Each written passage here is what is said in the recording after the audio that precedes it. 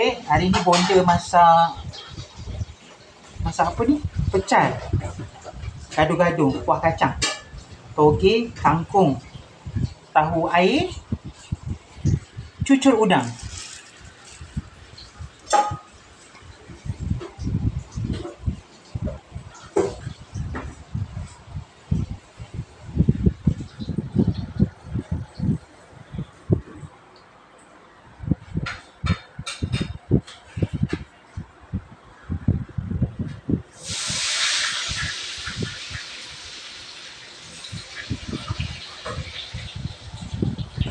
Okay, ni kuah kacang.